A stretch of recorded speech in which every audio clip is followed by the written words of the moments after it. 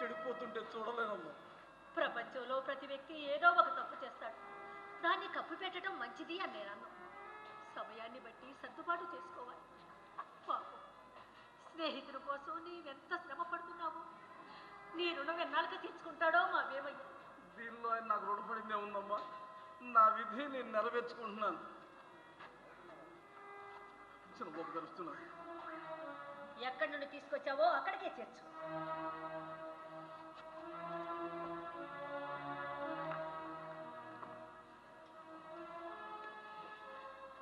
మంచి ఏమొచ్చినా ఇలా వచ్చావు? జ్యోతికి జ్వరం తగ్గుతుంటే చూసిపోదామని వచ్చాను. పనులు ఎలా ఉన్నాయి? ఏమీ బాగుండలా.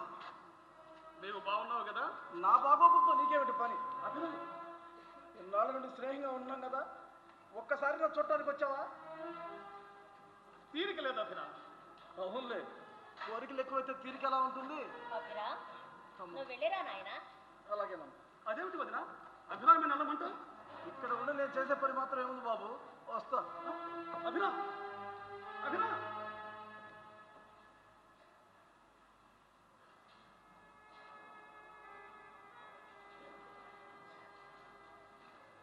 వేమయ్యా, భోజనానికి కూడా రావడం లేదే. మాట్లాడమే. సాని పొందే స్వర్గములు కొని వంశానికి అపకీర్తి తెస్తున్నావు. మంచి వంశంలో పుట్టి మానవ మర్యాదలు విడిచిపెట్టావు. నీవు పెరిగి పెద్దవాడవై వంశాన్ని ఉద్ధరిస్తావని ఎన్నో కలలు కన్నా. కలలన్నీ కారడి చేసి సాని సంపర్కం ఎంత హానికరమైందో నీవు గమనించడం లేదు. ఇప్పటికైనా మించిపోయింది లేదు నాయన. ఆమెను వదిలిపెట్టు. వదిన విశ్వదని వదిలిపెట్టే ఒక్క నిమిషమైనా ఉంది. విశ్వద సానివాడలో జన్మించవలసినది కాదు. మహారాజ భవనాల్లో దాసదాసీల మధ్య దివ్య సుఖాలను అనుభవించవలసిన విశ్వదను నీచమైన సానివాడలో జన్మింపజేసిన ఆ బ్రహ్మదేవునికి బుద్ధి లేదు అంటావు. సృష్టికర్త అయిన విధాత కూడా నీ దృష్టిలో ఎంత తేలికైనాడు. వేశ్య వ్యామోహంతో దైవదోషణ కూడా దిగావు. ఇదంతా నా దురదృష్టం నాయన. అదేమిటి వదిన అలా అంటావు? ఇంకేమనమంటావేమయ్యా? నేనిచ్చిన ద్రవ్యాన్ని నాశనం చేసిన తలక ఖజానాలో ఉన్నది ప్రజల సొమ్ము కదా. దాన్ని తీసుకుని వెళ్ళి సానికి కనకాభిషేకం చేస్తావా? ఖజానాలో ఉన్న సొమ్ము ప్రభువుది కానీ ప్రజలది ఎలా అవుతుంది? ప్రభువు ప్రజాసేవకుడని మర్చిపోయాం. ప్రభువు వారికి కావలసిన సౌకర్యాలు ఏర్పాటు చేయటానికి, కరువు కాటకల్లో వారిని కాపాడటానికి ప్రభుత్వం కానీ మనం ఇష్టం వచ్చినట్టు ఖర్చు పెట్టుకోవటానికి కాదు. నీకు తెలిసివేమయ్యా, తెలిసి కూడా ఈ పని చేశాను. ఎందుకు నాయనా నీకు ఈ వ్యామోహం? ఇది నా జీవితానందం. జీవితానందం? ఏది నీ జీవితానందం? తండ్రి సమానుడైన అన్నగారి గౌరవాన్ని అన్ని విధాలు నాశనం చేయటమేనా నీ జీవితానందం? చిన్ననాడే కన్న తల్లికి కరువైన నిన్ను లాలించి పెంచి పెద్ద చేసి నీ అభ్యుదయానికి ఎదురు చూసే నా ఆశలు రాస చేశావు. ఇదేనా నీ జీవితానందం? పవిత్రమైన వంశంలో పుట్టి దొడ్డగుడాలకు దూరమయ్యావు. ఇదేనా నీ ఆనందం?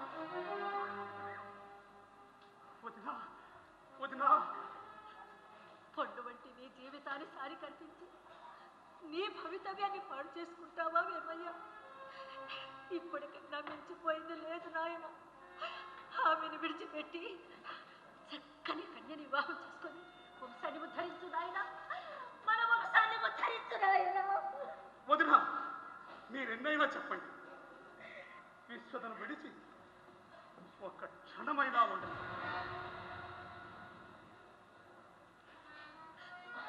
ఈ ఒక్క తప్పు మన్నించు వదినా, ఈ ఒక్క తప్పు మన్నించు.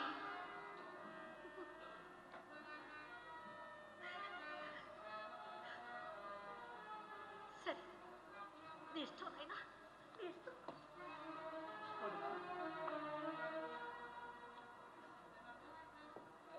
జ్యోతికి జ్వరం ఎలా ఉంది? అలాగే ఏదో విషజ్వరం అంటే. విషజ్వరం? అమ్మా జ్యోతి, జ్యోతి! వేమయ్యా, ఇప్పటి వరకు నిన్ను కలవరించి కలవరించి ఇప్పుడే నిద్రపోయింది నాయన. వేమయ్యా, ఇక్కడ ఉండకపోతే మానే రోజుకు ఒక్కసారైనా వచ్చి జ్యోతిని చూసిపోరాదు. ఏమిటి నాయన అలా ఉన్నా? ఎలా ఉన్నాను? నీ ముఖం కళావిహీనంగా ఉంది. ఆరోగ్యం బాగోలేదా నాయన? ఆరోగ్యానికి ఏం బాగానే ఉంది. మీ అన్నగారు కనిపించి ఏమైనా అన్నారా? అన్నగారు నాకు అసలు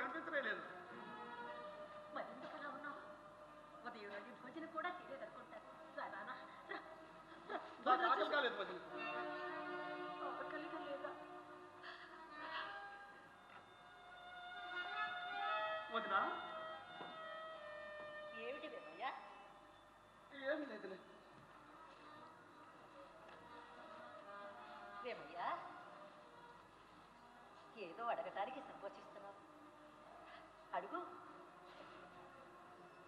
వదినా, చిన్నతనం నుండి నేను ఎన్ని తప్పులు చేసినా కన్న బిడ్డలాగా కాపాడాను. నా ఆనందం కోసం అతి పవిత్రమైన నాగాభరణాన్ని కూడా ఇచ్చావు. కానీ విశ్వద మళ్ళీ ఏమైనా కావాలని కోరిందా నాయన?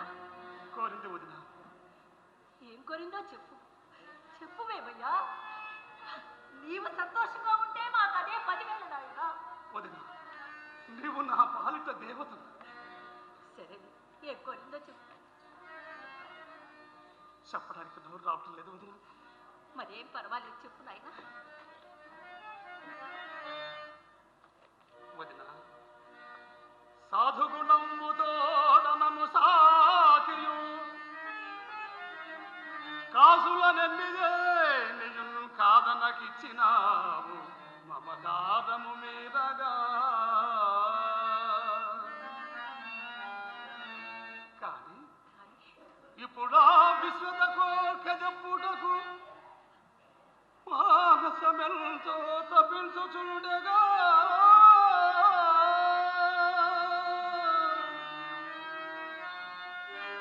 మీరకు నాసికా భవనమేదను కాదం ఇకే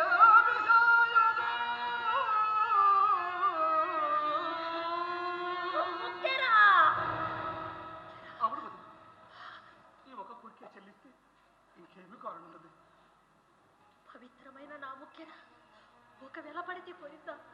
ఏమిటి విపరీతం, ఏమిటి విపరీతం? ఈ కోరిక తప్పని చెప్పాను వదినా, కానీ విశ్వత వినలేదు. ఎందుకు వింటుంది? నిన్నట్టు పెట్టుకున్న రాజవంశంతో చిలకాటమాడే విశ్వత మంచి మాటలు చెప్తే వింటుందా? కావలసిన కాసులన్నీ కాదనకుండా ఇచ్చావు. చిన్నప్పటి నుంచి నీ చేతుల మీదుగా పెరిగిన జ్యోతికి జబ్బు తెస్తే చూడకుండా ఆమె ముందు చెల్లించావు. అటువంటప్పుడు వంశ పారంపర్యంగా పూజించుకున్న నా నాసికాభరణం కోరడంలో ఆశ్చర్యమేముందిలే. ఇంకేమీ చెప్పుకోమేమయ్యా. ఇది నాకు అగ్ని పరీక్ష. ఇప్పటి వరకు నీవేది కోరిన ఇచ్చాను. ఇది కూడా తప్పకుండా ఇస్తాను, తప్పకుండా ఇస్తాను.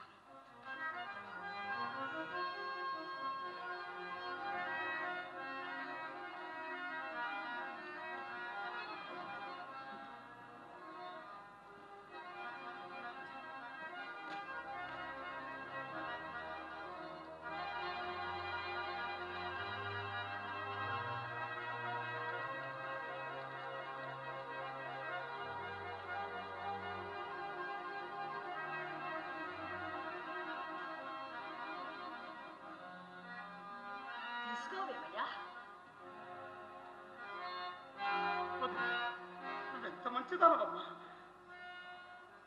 వేమయ్యా, కాదనకుండా ముక్కెరి ఇచ్చాను. కానీ నీవు నాకు ఒక మాట ఇవ్వాలి. నీ పాదసాక్షిగా చెప్తున్నాను, నువ్వేం చెప్తే అది చేస్తాను వదినా. తప్పకుండా చేస్తావా నీ నాయన? మీద ఒట్టు. కోరగరాని ముక్కెరను కోరెను ఇచ్చితి, కానీ ఆమెను చేరియో దీన్ని ముక్కునకు చేర్చకముందే వివస్త్రగాగా కన్నారగ చూడు దేహమటులాలయకుండిన నాదు సాక్షి. ఈ కోరిక తీర్పగా వలయు కోడని గంచు వచింపటియడన్. అలాగే వదినా, అలాగే. వేమయ్యా, నాయనా భోజనం చేసి వెళ్ళు. నాకు ఆకలి కాలేదు వదినా. వేమయ్యా, నా మాట నాకు ఆకలి కాలేదు, నేను ఇప్పుడే వస్తా. వేమయ్యా, నాకు ఆకలి కాలేదు వదినా, నేను ఇప్పుడే వస్తా. నా మాట నేను ఇప్పుడే వస్తా.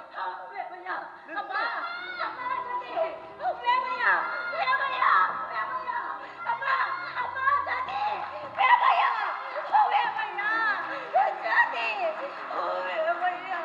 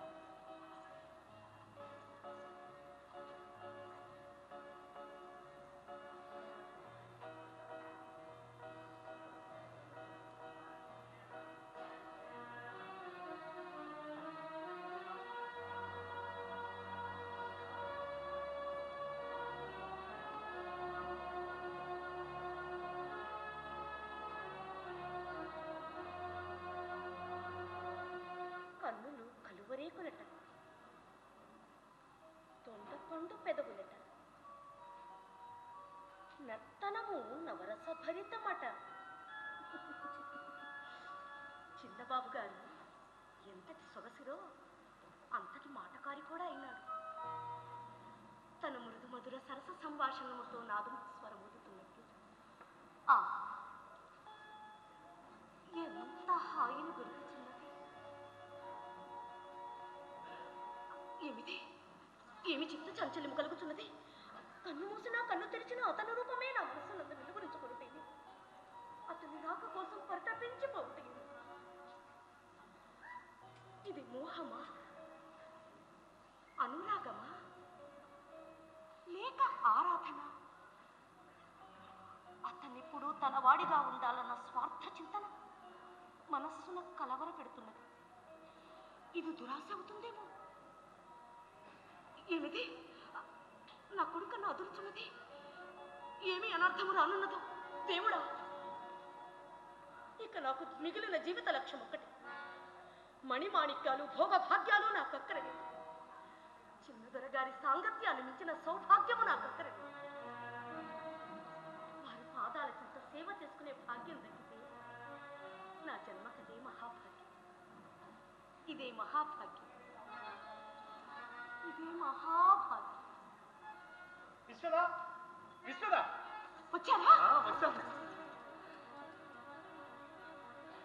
నీవు కోరింది తెచ్చాను కూడా. ముత్తేనా? మరేమిటనుకున్నావు? విశ్వత కోరితే నాసికాభరణం ఏమిటి? నా సర్వస్వం ధారవస్తాను. నీ ప్రణయ సామ్రాజ్యానికి రాజును కావడానికి ఎన్ని బాధలైనా పడతాను. అయితే బాధపడి తెచ్చారన్నమాట. ఆ మాత్రం వచ్చి కరుణ మన ఎందున్నంత వరకు ఏ బాధ లేదు. ఏమండి, అడిగింది లేదనటం మా వంశానికే అలవాటు లేదు. విశ్వత, నీవే నా జీవిత శోభ. నీ అనురాగ సముద్ర ప్రాణాలలో తేలిపోవటమే నా జీవిత పరమావధి. తన లక్ష్యాన్ని సాధించిన మానవుడు స్వర్గమే లభించిందని సంతోషపడతాడు. చిన్నదొర గారికి రాను రాను రమ్యమైన కవిత్వం అలవడుతూ ఉంది. నా కవిత్వం ఈ మనస్తత్వం మీద ఆధారపడి ఉంటుంది. ఇది ఒక్కసారి వదలండి.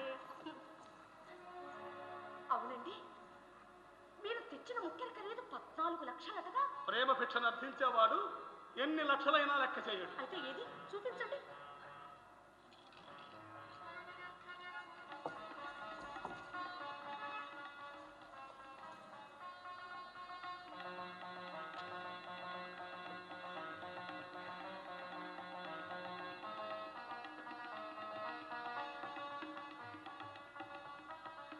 ఏమండి, చాలా బాగుందండి. మీ చేత అలంకరిస్తే బాగుంటుంది కదా. అయితే దగ్గరకు రా మరి.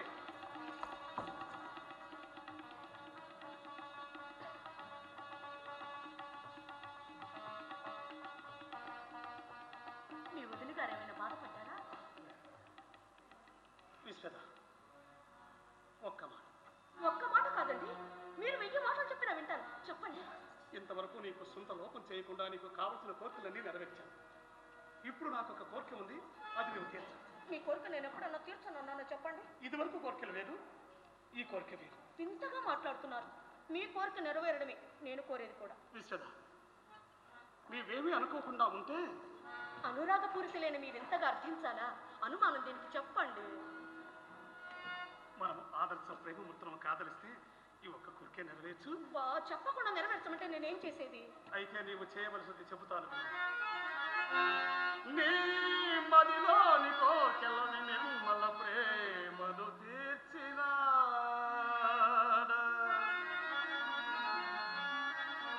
నీ ధామమి స్వర్గమంచని సదా నెరనమ్మినవాడ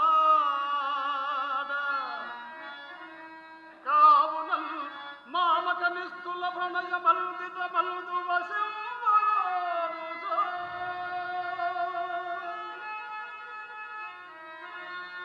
కామిని నగ్నదేహమై గ్రమ్మత వచ్చి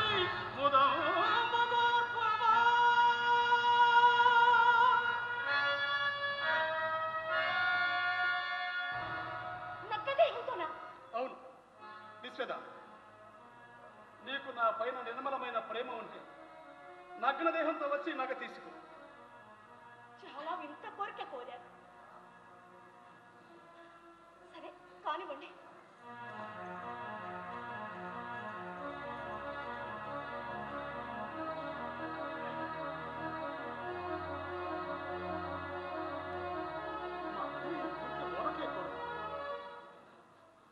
ఏదో గూఢార్థం ఉంది.